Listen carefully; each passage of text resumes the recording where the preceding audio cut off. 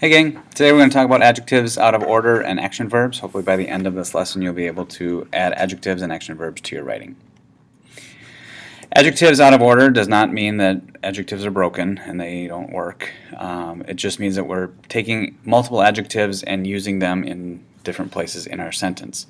We usually do this when we're adding multiple adjectives, and when we say multiple we mean 3 or more.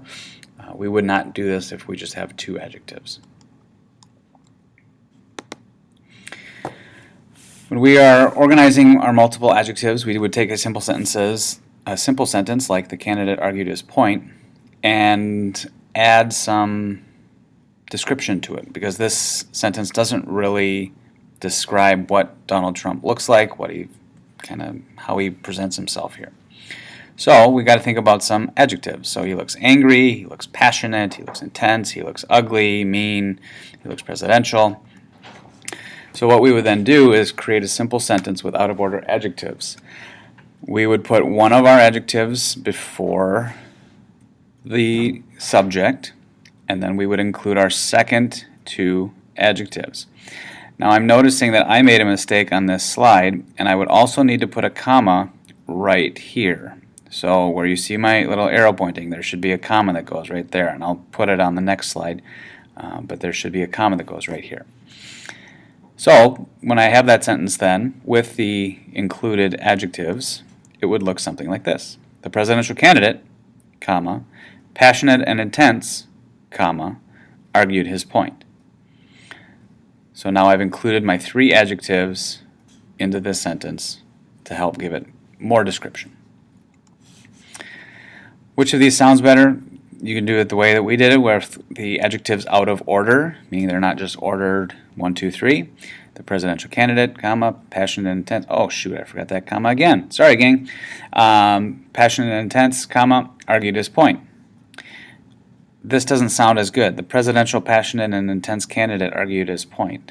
It just doesn't have the same flow to it. So, sorry about these comma errors, gang. I'm losing my mind, I guess. So.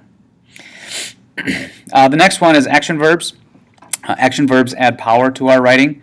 We're also going to talk about some other types of verbs. So we've got being verbs, am, as, are, was, were, also known as linking verbs.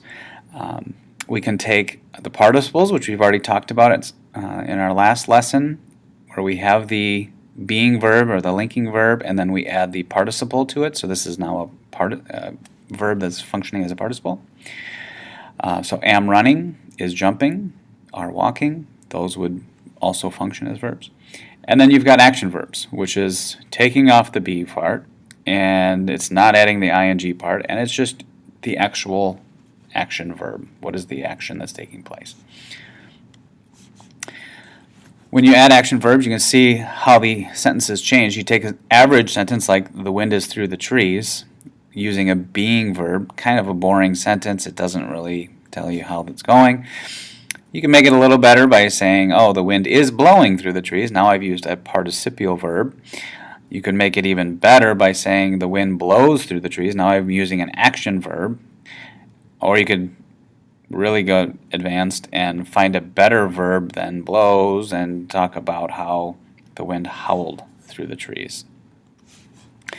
One of the best ways to do it is just to use a thesaurus. Go to thesaurus.com and type in any ordinary verb that you've got. Pick a better one. As you look at this example for the word eat, you could say the man eats the sandwich, or you could say something like the man inhaled the sandwich, or the man gorged on the sandwich. So those would be better verbs to use.